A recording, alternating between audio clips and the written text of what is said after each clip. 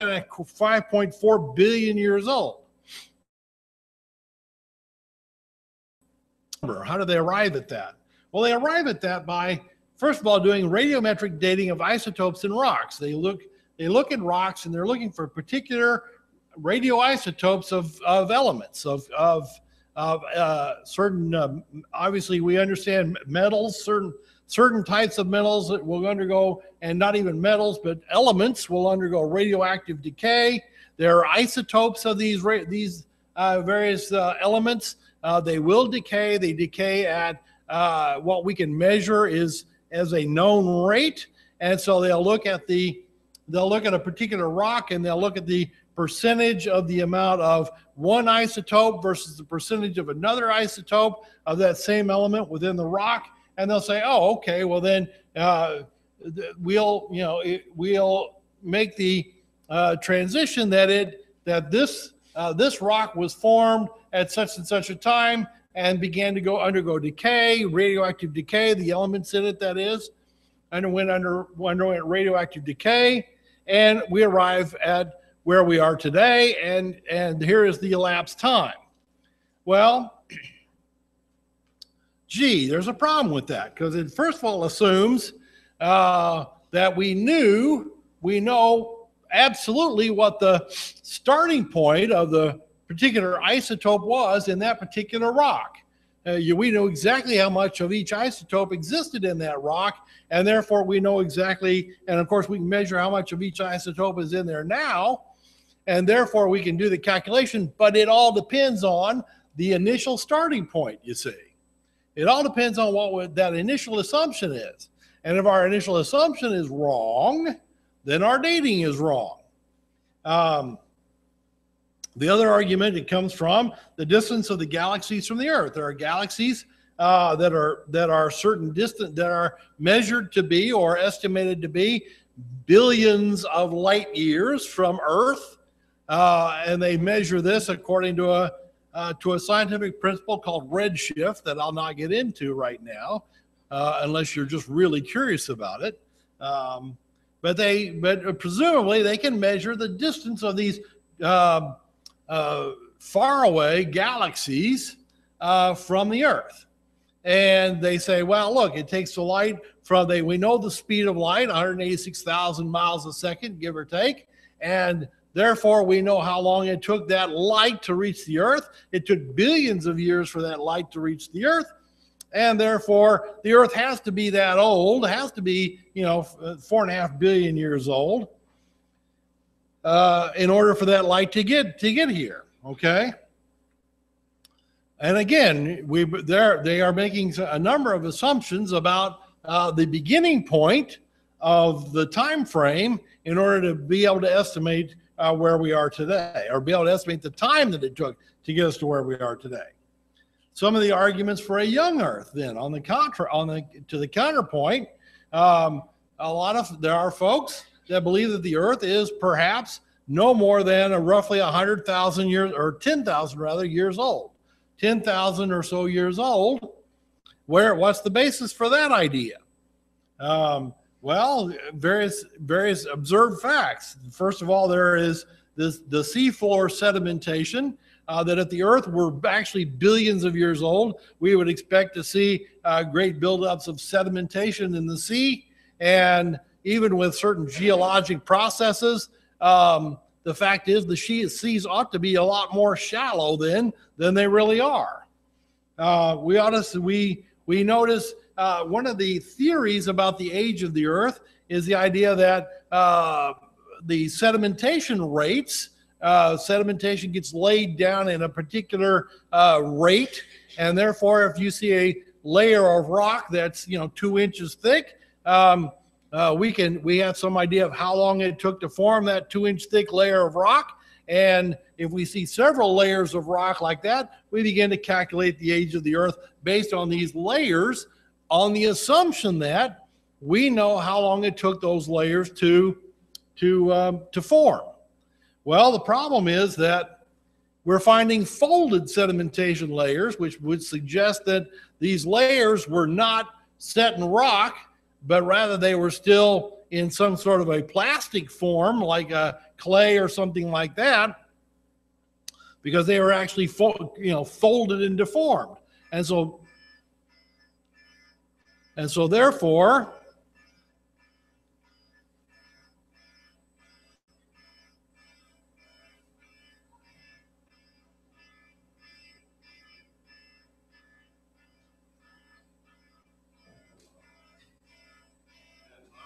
huh? No, it's somebody's dad. We'd like to FaceTime. I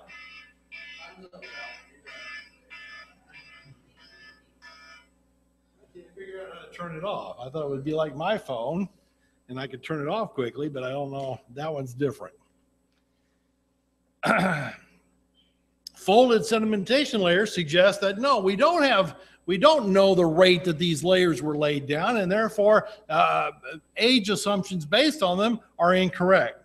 The third argument: soft tissues found in fossils. We have found fossils that report to be millions of years old, and yet we find some soft tissue inside of them sometimes, which ought to be impossible. It ought to be impossible that a rock or that a bone that is laid in the rock like that in the sediment for billions of years should still have soft tissue inside of it.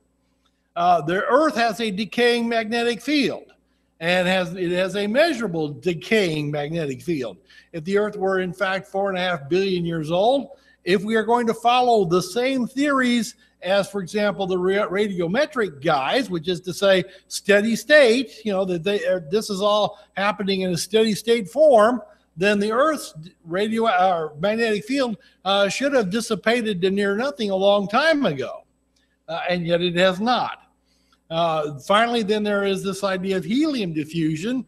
Helium diffusion is to say that we know that certain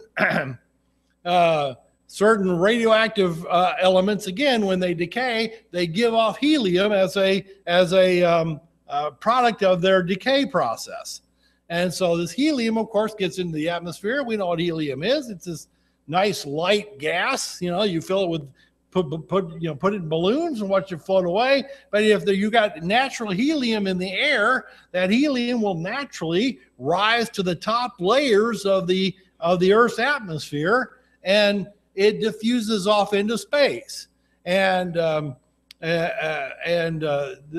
argument there goes that if, again, the Earth was these billions of years old, that helium should have bled off at a rate such that we would find very little helium in Earth's atmosphere, and instead we still find considerable amounts. So there are arguments both ways for the age of the Earth. And again, the folks that are going to attack our belief of a young Earth, for example, and the answer is, well, then how did the light get here? Well, there are potential scientific arguments for how the light could have gotten here, but there is also the supernatural argument that it could have been done through a miracle of God. And those folks who will attack that idea that God through a miracle allowed the light to be here, they're going to try and discount every other miracle you find in the Bible, including the resurrection of Jesus. And so if we allow them to decay or to attack these miracles that we find here in the Bible, in the Old Testament, and in the book of Genesis, if we're going to discount God there, we really, frankly, have no stronghold on our doctrine and on our belief about Jesus Christ in the New Testament. All right. We start off then in the book. Now, in the beginning, God. And I've been, as I pointed out, this is a fairly challenging study, more challenging to me than many of the other books that I've studied, mainly because of the controversies around it, but simply because of the wealth of information. This is a text from. This book is roughly 50 years old. And as you can see here, first published in 1966, it's gone through a couple of reprints. But here is a paragraph that I pulled from this particular book by a gentleman by the name of C.C. Crawford, who was a theologian and a doctor of Greek and Hebrew studies at some of the universities of Texas. And he wrote a book called Genesis, the Book of Beginnings, and does a fairly elaborate review of what's going on.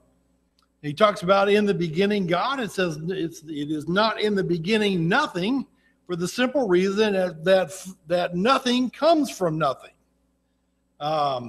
This is the concept of ex nihilo nihilo fit is the Latin phrase, but it simply says nothing comes from nothing. And if you're going to have something, you have to have a something that produces it.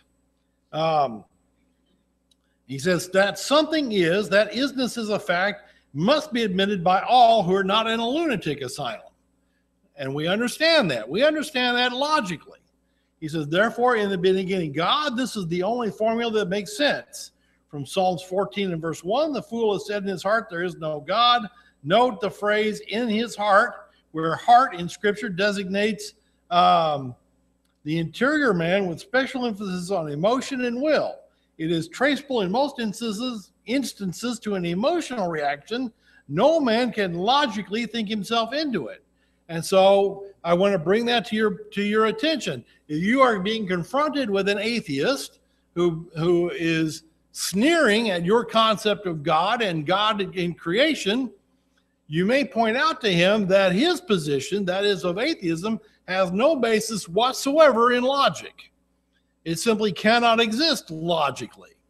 And this fella goes into a fairly extensive, holy cow, I read till I thought my eyes were going to pop out of my head. This guy's got some really involved material that I have tried to take a few points and boil it down for this class. And I hope you'll bear with me. I hope this isn't too far out. I hope it isn't too obscure, but I think it's interesting. I think it's important too. I think it's important that we begin to think about the logic of what we believe and what the Bible is saying about what we believe. We start off with the cosmological proof. And he begins very simply on this. Here we are here. Here we are as mankind. We are here. We are surrounded by the components of the world. And if we paused for a moment and if we thought about it, we might ask, how did all this come to be? How did all of this come to be? And why did all of this come to be? Is there a reason? Is there a reason? Mankind has asked these questions since sort of the beginning of our history. Why are we here and how did we get here? And it's a fair question. How did we do this? And so as we begin to consider that, we understand that just as there cannot be thought without a thinker, in other words, there has to be a driver.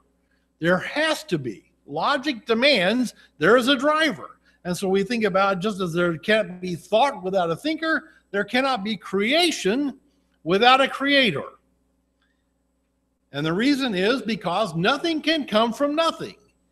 There has to be that first something that caused everything else to come into being.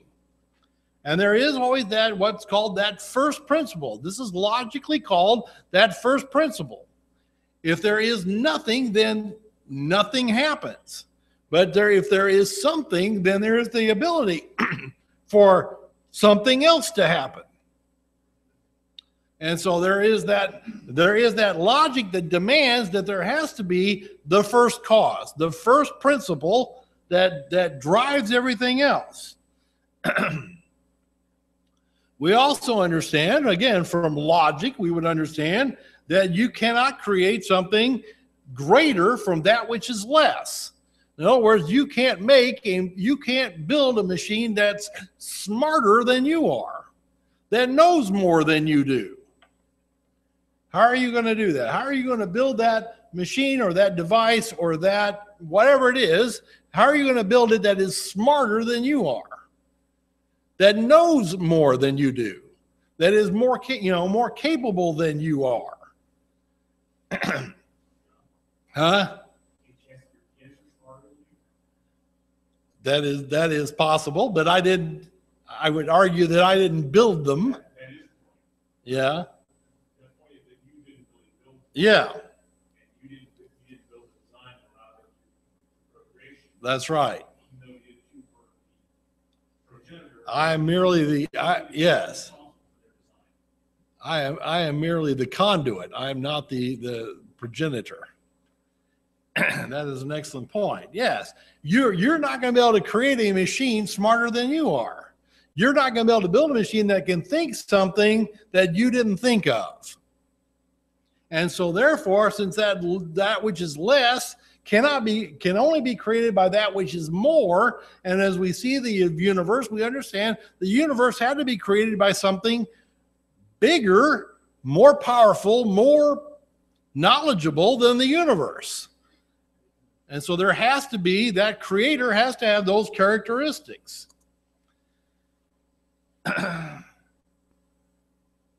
For each effect, and here we are the effect. With the world we see around us is the effect. The universe in which we live is the effect. And since that effect must have a sufficient cause for its existence, the existence of man, and indeed the existence of the universe, requires a beginning, and therefore it demands the existence of a creator at some point.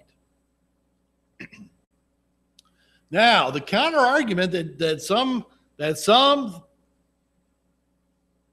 disbelievers will try to throw at us is, well, no, you're not. You're seeing a sequence of events. You're seeing a sequence of events, and you are ascribing to that creational purpose, okay? Because you have this sort of cultural or philosophical proclivity toward that conclusion. What you see as this random sequence of events, that's all you're seeing, and you're assuming to that it has some sort of drive behind it. The counter argument is that nature cannot be nothing more than a sequence of events. Sorry for the double negative there, but yes, nature has to be more than just a random sequence of events. We talk about the laws of nature or the laws of physics. Why is it, for example, that you take a magnet and you put that magnet next to a piece of iron, and then the iron is attracted to the magnet. And guess what? It does that every time. Every time. Why? Well, it's the law of magnetism, or it's the nature of magnetism. And that begs the question, where did that nature come from? Why is it, if we're just talking about a sequence of events, why don't we have a random outcome where we put a magnet next to a piece of iron and nothing happens? Well, the answer is, well, that's just not in the laws of nature. Well, why? This is the problem that they get into. If we are just nothing more than a random sequence of events, why do we recognize and why can we observe even certain behaviors, certain laws, what we've called laws, that work the way they do? We take Newton had his apple, falling from the tree, and according to legend, I don't know how true or not, but according to the legend, the apple hit him on the head, and he got to thinking, why does the apple fall? And got into thinking about the whole realm of gravity and how gravity behaves, and because he realized that apple falling from that tree, it'll fall every time. It doesn't, like every once in a while, it hangs there in the air, it kind of floats around. No, every time it falls. Well, why? He wanted to know why. Well, he doesn't know why, but he knows he can measure the effect, and he began to measure the effect. And so we find from there, here is this structure, if you will, to nature that demands an orderly creation, someone some intelligence had to set this up. We have anthropological proof. This is another.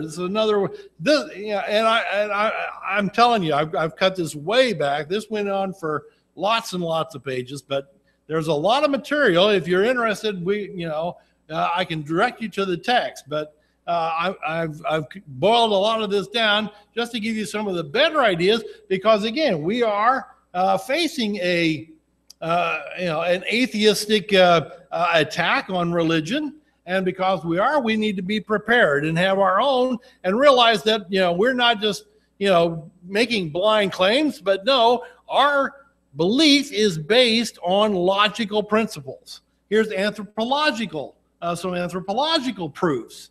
And here it is, a complex human being, and we are complex beings. A complex being, and we have personalities. We have an awareness of ourselves. We have an awareness of others. We have an awareness of things around us. We have memories of things. We can remember things that happened a week or a month or years ago. We have memories of these things.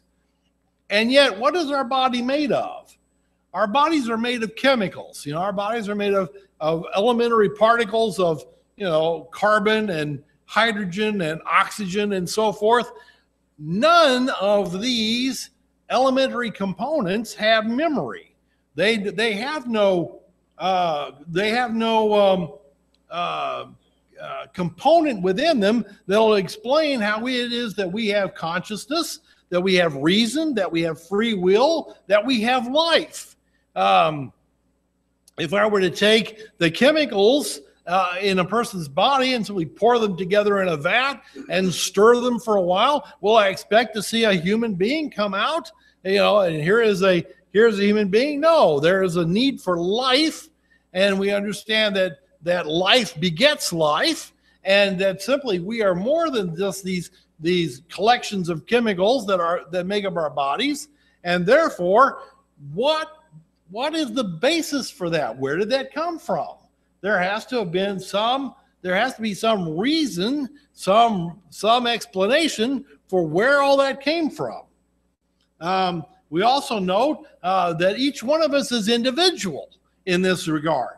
We have our thoughts, we have our memories, we have our experiences, and we cannot transfer them from one to another. I can't pull out of my head and hand to Gary, a set of thoughts. And so that his experiences and mine exactly parallel each other.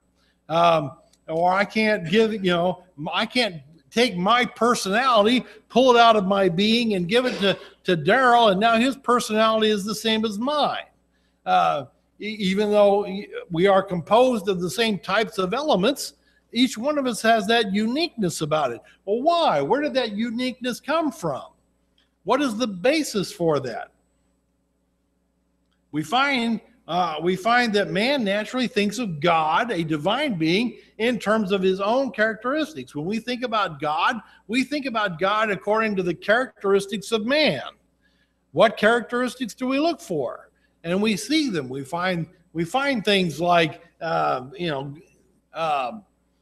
God is a thinking being, that God is a caring being.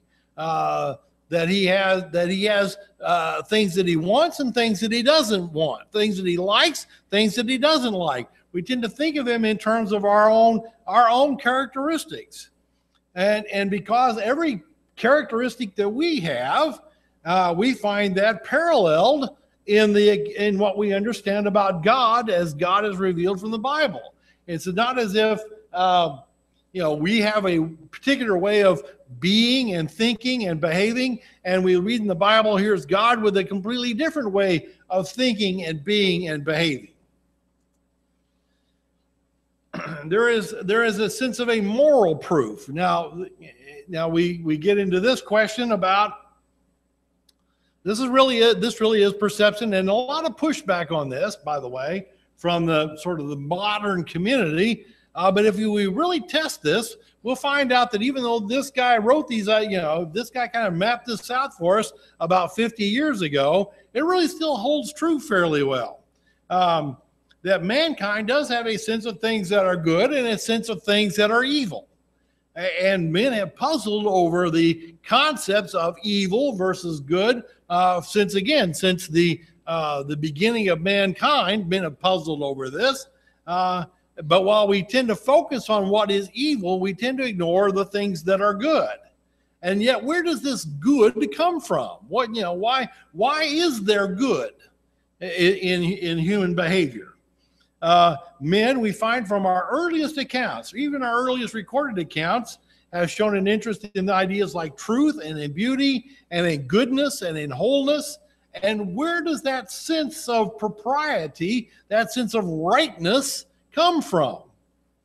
We find that man is a creature of moral laws and of duty.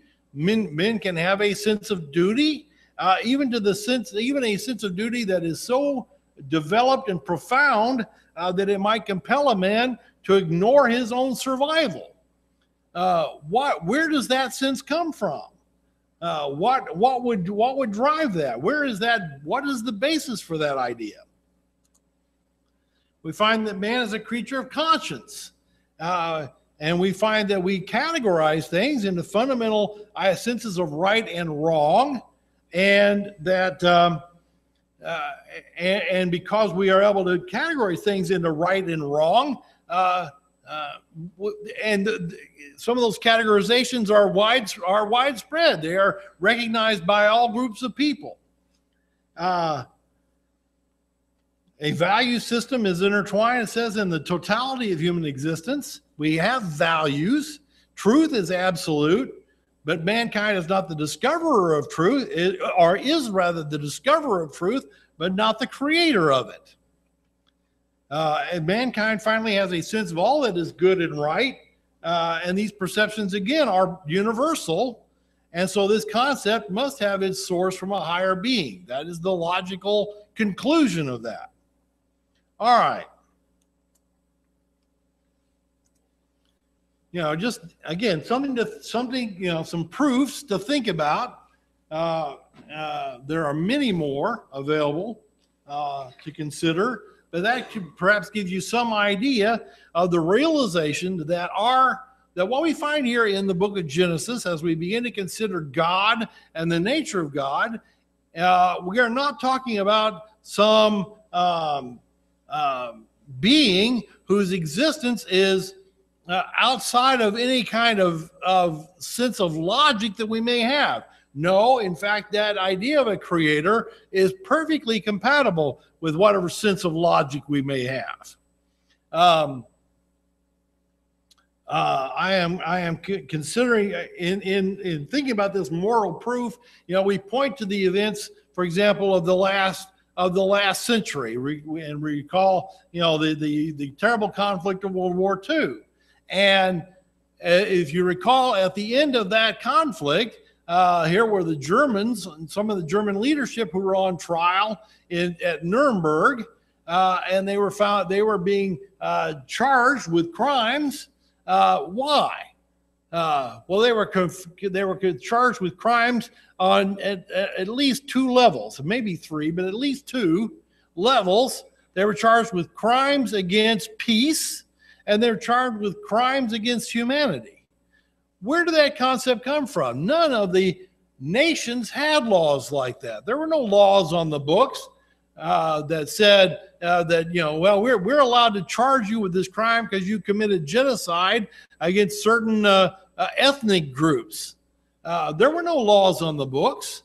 Where did that sense of propriety come from? Who gave these men the right to make such a determination? And the answer is this sense of morality. There was a sense of a morality, of a moral purpose for mankind, and these Nazis who had violated that were not only guilty before the court, but were guilty, to the point of being put to death. And so this is just this is part of what we recognize, and yet we ask, where did that come from? Would not, and some of the competing theories we find in fact, fly in the face of that. If Darwinic evolution, for example, is correct, we have no basis for morality. Other than survival, and in which case these fellows were as equally right in doing what they could have done as anyone who would have argued for survival. All right, that's a little kind of thick and heavy, but I appreciate your attention. Any question or comment on any of that? Yeah, Daryl? So if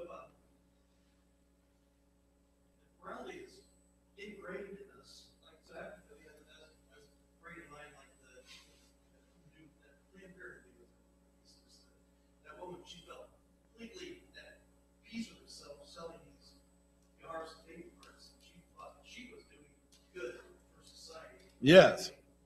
You know, our scientific knowledge, and so would that lead more that morality is taught versus?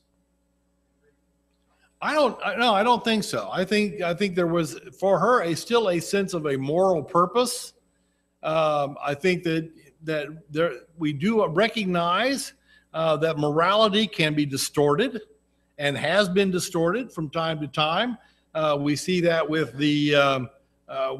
like I said, with the events even of the last century, with what happened in Germany, with what's happened with in some of the communist nations. That there is that sense of that every one of these groups, by the way, the Nazis, the communists, all of these groups point to a sense of goodness, and they will try and point out that, well, we are doing this in a sense of goodness, but how? Well, for the greater good. And in all cases, there is this sense that they're trying to do something for the greater good. Why are we engaged in national socialism? Well, it was for the greater good. It was for the greater good of the German people. Why are we engaged in the communist effort? Well, it's for the greater good. The ultimate rise of mankind. The Planned Parenthood woman that we talk about. What was her viewpoint? Well, we're doing this because we're helping women. We're helping these women to deal with this issue in their lives. Notice how they sway to a line of good that ignores, in my mind, the other immorality of some of their other behaviors. But they're justifying it because they say, this is good. We're doing good here. Now, it's a distorted sense of good, but it is a sense of good. And so, yeah, you've got that concern. And as we find out, in every case, when sort of humanity as a whole begins to look at it and begins to see what's going on, the overall reaction is repulsion. And we saw that with people were repelled by the Nazi ideas. They were repelled by the communistic ideals, and they're being repelled by these sort of moral equivocations on the part of these Planned Parenthood folks. All right. We got about 16 after, and I think rather than try and jump in, we can start in on the text itself, but I think rather than start in on that, I might just stop here, and we'll continue on then and get into the actual text then of the first chapter of Genesis and start on that next week. And I appreciate your attention and input this morning. Thank you.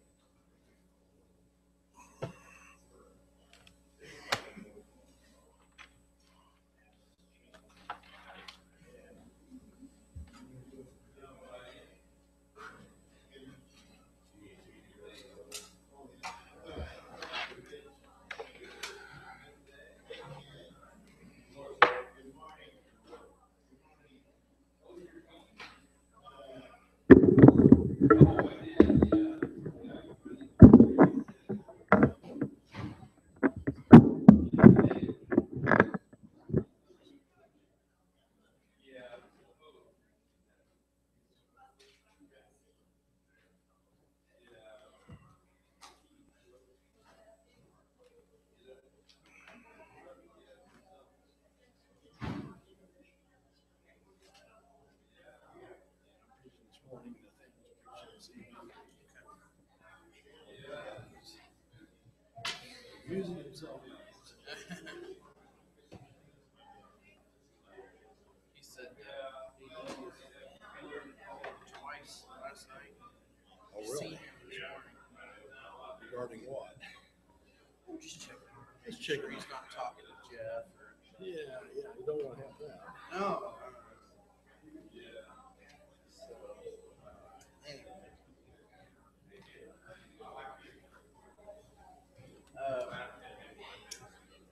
Your presentation turned off.